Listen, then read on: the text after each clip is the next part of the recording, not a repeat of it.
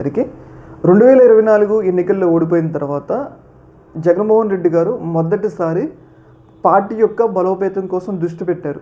అంటే 2024 ఎన్నికల తర్వాత ఇప్పటివరకు కూడా పార్టీ బలోపేతం మీద జగన్మోహన్ రెడ్డి గారు దృష్టి పెట్టలేదు. అయితే ఇప్పుడు పార్టీలో ఉన్న రాష్ట్ర కార్యవర్గంలో కొంతమంది కీలక వ్యక్తులను అయితే చేర్చుకుంటున్నారు అనమాట. ఇప్పటి వరకు కూడా జగన్మోహన్ రెడ్డి గారి మీద ఒక విమర్శ ఉంది. ఆ విమర్శ ఏంటంటే జగన్మోహన్ రెడ్డి గారి చుట్టూ ఒక క్వార్టరీ ఉంది.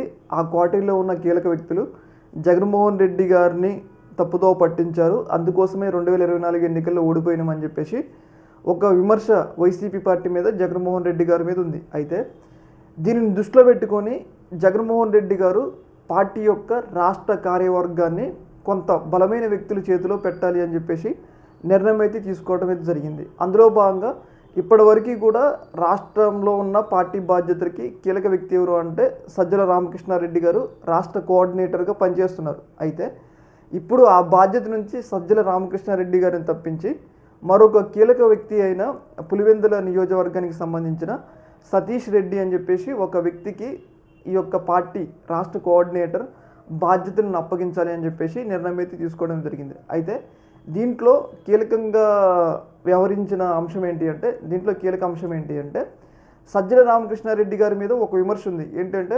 2024 ఎన్నికల్లో ఓడిపోవడానికి సజ్జల రామకృష్ణారెడ్డి గారు గ్రౌండ్లో ఉన్న పరిస్థితుల్ని జగన్మోహన్ రెడ్డి గారికి చెప్పడంలో విఫలమయ్యారు. దానివల్లే ఓడిపోయినామని చెప్పేసి పార్టీ ఓడిపోయిన తర్వాత కొంతమంది నేతలు సజ్జల రామకృష్ణారెడ్డి వ్యతిరేకంగా ప్రెస్ మీట్ పెట్టారు. అందులో భాగంగా కొంతమంది నేతలు కేతిరెడ్డి లాంటి వాళ్ళు, జక్కంపూడి రాజా సంథింగ్ ఇలాంటి వాళ్ళు, అలాగే మొన్న రీసెంట్గా విజయసాయి రెడ్డి లాంటి వాళ్ళు, ముఖ్యంగా జగన్మోహన్ రెడ్డి చుట్టూ ఒక క్వార్టరీ ఉంది.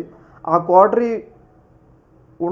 క్వార్టరీ వల్లే జగన్మోహన్ రెడ్డి గారు ఓడిపోయారు అని చెప్పేసి ప్రతి ఒక్కళ్ళు చేస్తున్నారు వైసీపీ పార్టీ మీద. అయితే దీన్ని దృష్టిలో పెట్టుకుని జగన్మోహన్ రెడ్డి గారు పార్టీలో సమూల మార్పులు ఇప్పటివరకు ఉన్న ఎవరైతే ఆయన చుట్టూ ఉన్న కీలకమైన వ్యక్తులు ఉన్నారో వాళ్ళని ఆ బాధ్యతల నుంచి తొలగించి ఇప్పుడు కొత్త వ్యక్తులకి సతీష్ రెడ్డి లాంటి వాళ్ళకి అంటే గట్టిగా ప్రభుత్వం మీద గట్టిగా మాట్లాడాలి. అర్థమైంది? ఇప్పుడు కేసులు పెడుతున్నారని చెప్పేసి భయపడకూడదు.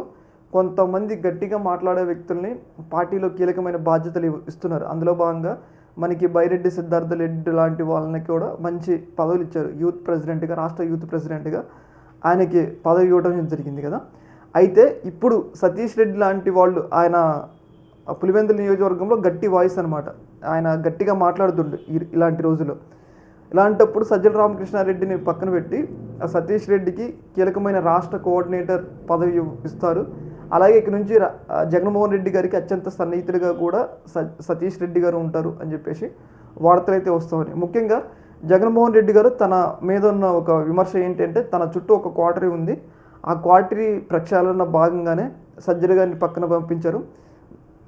ఆయన సన్నిహితంగా ఇంకో కీలకమైన వ్యక్తిని సతీష్ రెడ్డి గారిని తీసుకొచ్చుకున్నారు అని చెప్పేసి వార్తలు అయితే వస్తూ ఉన్నాయి.